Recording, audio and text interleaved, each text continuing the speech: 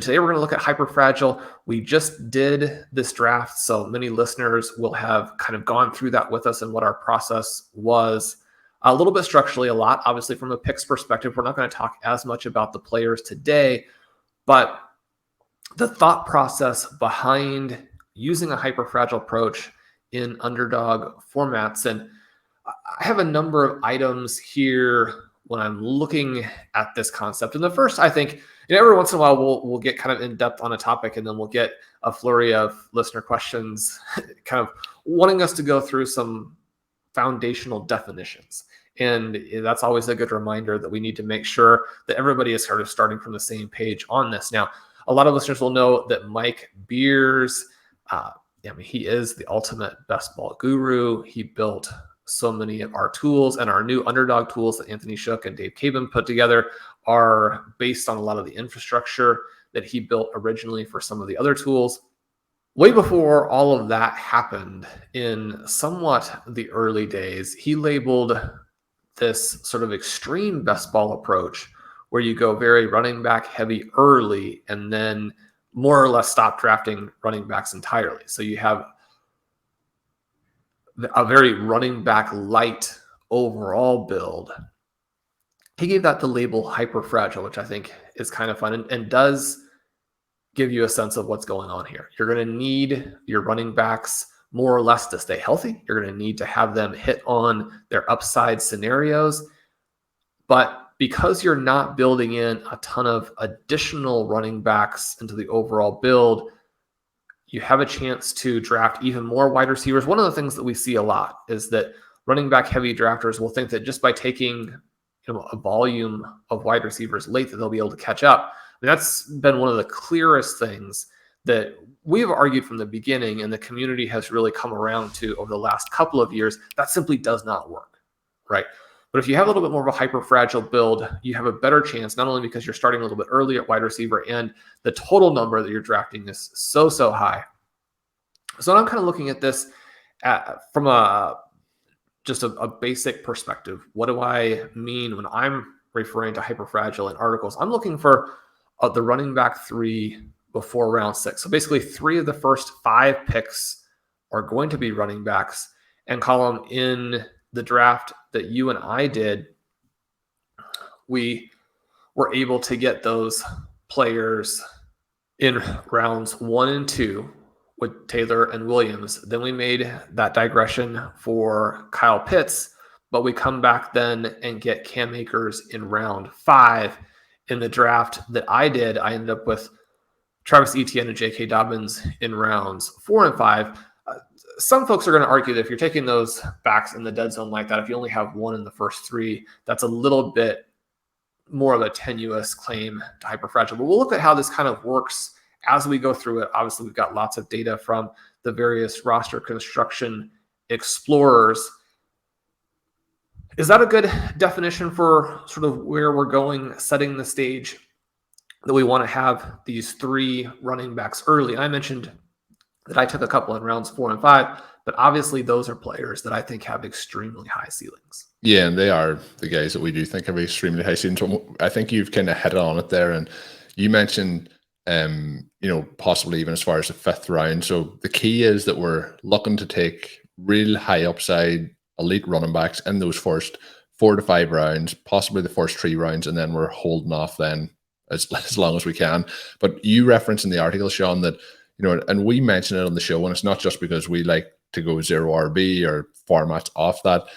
Robust running back has really bad success rates, and people want to draft running backs, and they will say that these teams won tournaments before, and maybe this type of 0 RB build hasn't won a specific tournament. But when we look through it on the win rate explorer, drafting your running back 3 before round 6 has proven to be not good. I think that's the nice way to put it, is not good. And when we look at it then through that lens, there is other key parts that hamper those teams. So it's not just the fact that they've taken 3 running backs before round 6, it's a combination in the structure of the rest of the team then. And what we're going to look at today is what are those other key elements to enhance it over the course of your draft. And looking through it, we've talked about this on Underdog before, and one of the shows I've done with Connor that will be coming out over the next week or so, references the running back value in the format at Underdog based on the fact that, how we can target that flex and how it balances overall with that half point PPR format. But the big key, Shawn, that you referenced to the start to enhance this being probably the easiest thing people could pick up on is drafting the running back 3 early in the draft, but then holding off to running back 4 till after round 9. I think this is the part where the robust running back fails, is there's more running backs in those first 6 rounds. Definitely. And you mentioned the really poor win rates. When you pull up the roster construction explorer, you put those 3 early running backs in the first 5 rounds. And depending on the total number of running backs that you draft, you're either looking at pretty solid red or dark red in terms of your win rates and in terms of your semifinal and final rates. So that's obviously not the direction that we're going in. The roster points for the regular season on those builds are extremely low. Then you mentioned the first thing you can do is wait for that running back 4. And that immediately jumps you up several notches in terms of playoff advance rate, semifinal advance rate, final advance rate, and you get that regular season point average to jump. So that helps us. And why does that happen? Well, you think about this as being a half PPR format that's going to favor the running backs. I've argued that it actually favors the running backs a little bit more than some of the ADP in the format indicates. And yet one of the things that we see, and this was a key point from Connor's article about whether or not the running back dead zone still exists and contrasting FFPC with Underdog, is that when you look at the shape of the scoring in this early round time period, essentially the first 4 to 5 rounds, that's when wide receivers can hold their own with the running backs in terms of points implied by ADP and kind of what history tells us. Then you have this gap that extends from, approximately round 7 to approximately round 12, where running backs have a really strong advantage. Now, kind of what does that mean and what are the ramifications? You're looking at a section where, as we sort of flip, and you always hear, well, wide receiver is deep, wide receiver is deep, wide receiver is deep. It turns out that more or less the opposite is true, right? Where you have the running back dead zone, and there are a bunch of running backs there who are very tenuous NFL starters. And year after year, a huge chunk of them either get knocked out or underperform. Right, so those players are really hurting you. Then you get into the range that we have historically loved to target with 0 RB builds, really kind of this round 8 to round 12 range, where not only do you have some players who are just in pure committees, but are better than some of the sort of, again, tenuous starters, where you have a larger first week gap in terms of the expected workload. But as the season evolves, you're going to have that running back lose that gap fairly quickly, maybe get beaten out entirely. Where in some of these committee situations, you have both backs being fairly talented. One back potentially emerges. We talk all the time about the small gap 2 backs, which are essentially the second back in a committee where the ADP gap between the 2 backs is not very large. Historically, the small gap 2 backs have put up elite win rates, and the logic follows, right? It's not that we're necessarily going out and attacking every small gap 2 back. I mean, so you look at a situation with Devin Singletary and James Cook, and perhaps you're not drafting Cook percentage-wise. We've talked about make sure you load up on both, but you think the gap actually ought to be a lot wider. So sometimes you're going to have situations where it's actually the small gap 1 back that you like. But the point is that in this round 8 to round 12 range, not only is the scoring strong, but the contingency-based upside is extreme, to where we have some really large hits from this range. Well, that's obviously very valuable in PPR formats, where you can load up on the wide receivers early, get that scoring punch from them, really dominate the flex positions. I mean, obviously in the FFPC there, you have the 2-2-2 format. And so if you load up on too many running backs and you somehow hit, then that will still work. right? Because you can play a 4 running back and a 2 wide receiver lineup. You can't do that in Underdog, where the best you could get is 3 to 3. But you would probably prefer that the running back in a lot of cases actually be the flex, where in the FFPC, in all likelihood, the wide receiver is going to be higher scoring. But that doesn't necessarily mean that we then want to load up on running backs early, because you still have the exploitable range at the running back position is going to be in the same general area, regardless of format. If wide receivers are struggling in Underdog to score in this round 7 through 12, 7 through the end of the draft range, then it becomes even more important to make sure that you get those players early. And that's the point that Connor has made so successfully in one of his, I think, very favorite articles for readers, where he talks about the importance of that 3rd wide receiver. So, that brings us back to, well, what does this mean for us as hyper-fragile drafters, and how do we have to approach it? In part, that helps explain why these robust running back win rates have been so low, but it also lets us see then how waiting on the running back 4 is going to be helpful, but also how we can bring in the onesie positions and make sure that we generate a lot of points at those 2 spots. Yeah, so in the article, you talk about that as being kind of the big picture. So we've talked about what we're looking to do in terms of the build, and we're starting to go into the structure as to, if we get those 3 guys, let's just for simplicity say 1st round, 2nd round, 3rd round, we're holding off then to round 9, round 10. Basically, if you want to classify them as the 0 RB candidates or whatever you want to talk about at that particular point of the draft. But the key thing is, if you take those 3 guys, is to hold then, to not dive in and go for another one. And that can be very hard when maybe in the 5th round, somebody you really like is sitting there at the running back position. It's, let's keep moving, build up your wide receivers or your tight ends. We will talk about tight ends as our 3rd point here. But Shawn, you kind of hinted at it there with the onesie positions. The other onesie position to target is the quarterback. And something that Connor pointed out in the Hyperfragile article, Fixing Hyperfragile, was the lack of quarterback weapons that those hyperfragile drafters or robust running back drafters tend to have. Because if you start off, let's say 4 or 5 running backs, then you're getting into that round range where you get the elite quarterback options. But maybe then you're already thinking, yeah, I need to get a wide receiver at this point. And that's a part of the draft where sometimes we talk about the wide receivers becoming quite flat, and then you can pivot to the quarterback position. So that is also kind of, we're looking here to stamp these different things on top of each other to give us more chances to win. But what we see sometimes in those drafts, when you look at the early running back approaches, that they're actually putting more things on top that are actually countering their chances of success. So the key then is to try and get 2 quarterbacks in the window. We've talked about that a lot on the show. We probably won't dive too much into the quarterback window element of things here, but it is vital for success and for the win rate, Shawn, to try and get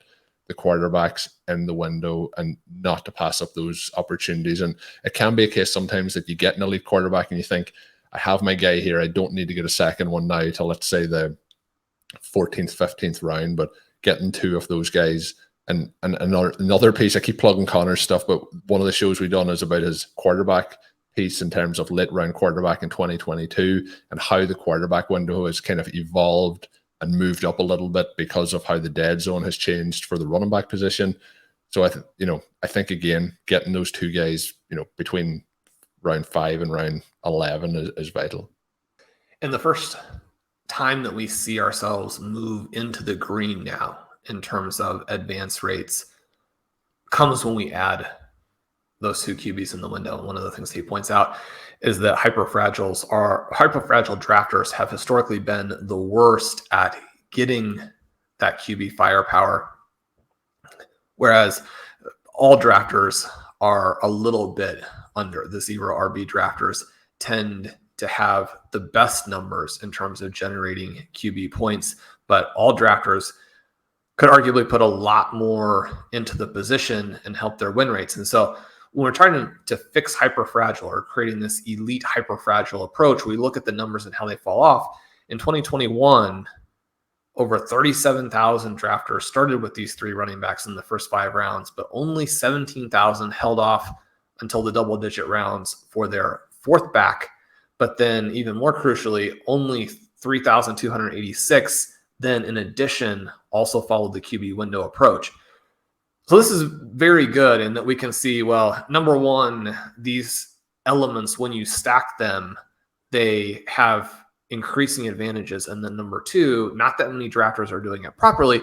That's kind of encouraging overall because you do want to have edge over other drafters. But the other element here, and something that you get a lot of focus on, and perhaps at times even too much focus on, is just that this is going to be a unique way to play it. You're going to have a unique lineup. So that part is also very valuable. Coming in the next element, we talked about drafting Kyle Pitts in both of our leagues, and we do have a listener question coming up for a show soon talking about whether or not we are drafting too much Pitts and too early.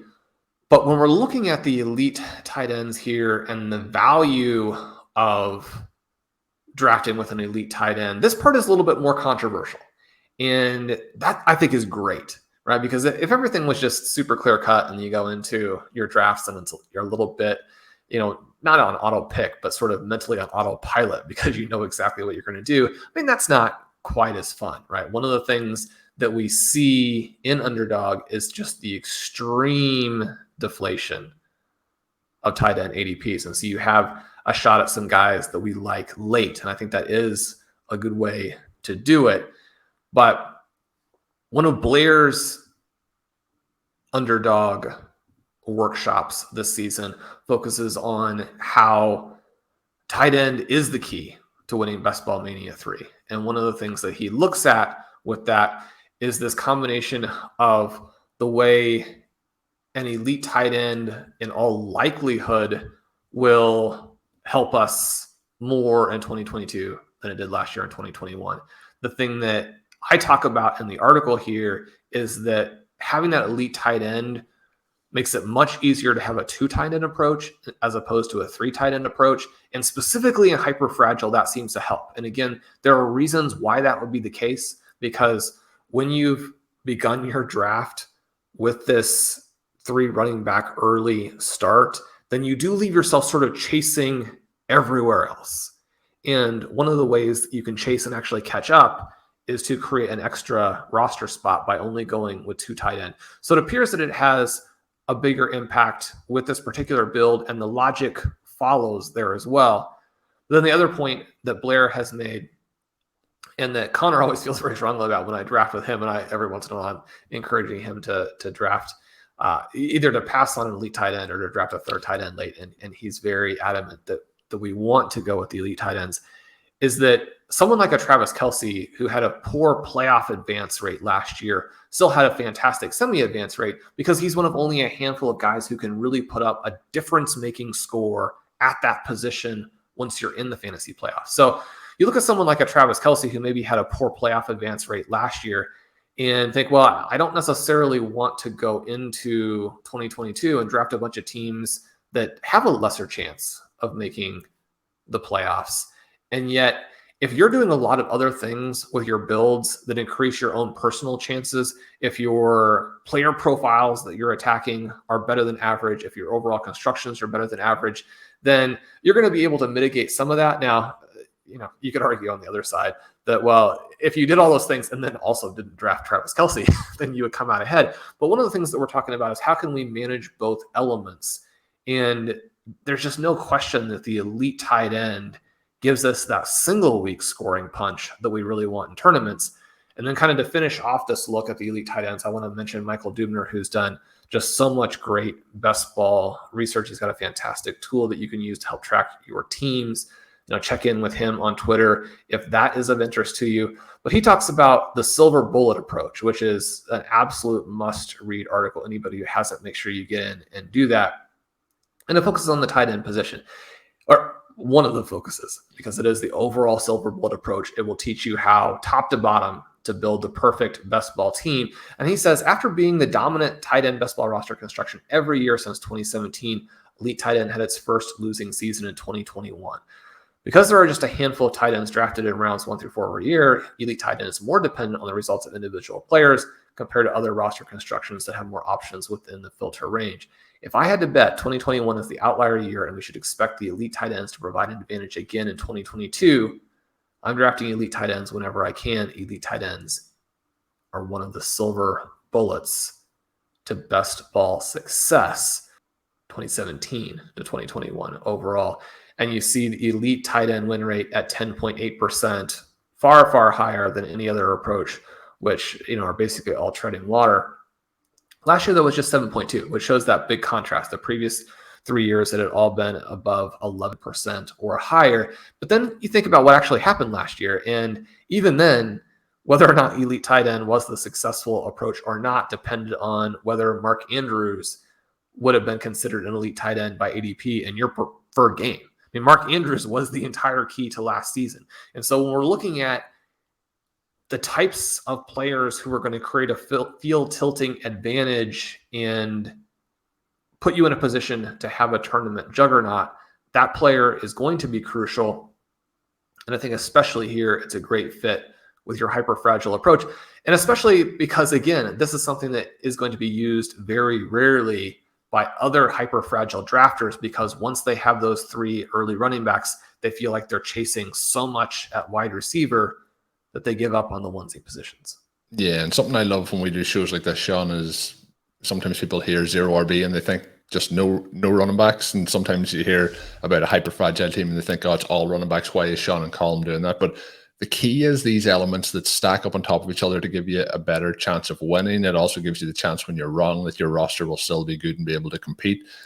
Funnily enough, the comments on some of the YouTube videos, Shawn, when we talk about tight ends tend to be like, or what was the biggest mistake of that draft? It tends to be, you don't need to take a tight end that early. I can get tight ends in, round 12 through 15 that are going to be able to outscore those on a weekly basis. And that's just not true. And it's the same as the thing you mentioned earlier with wide receivers being deep. Wide receivers aren't deep. That is just simply not true.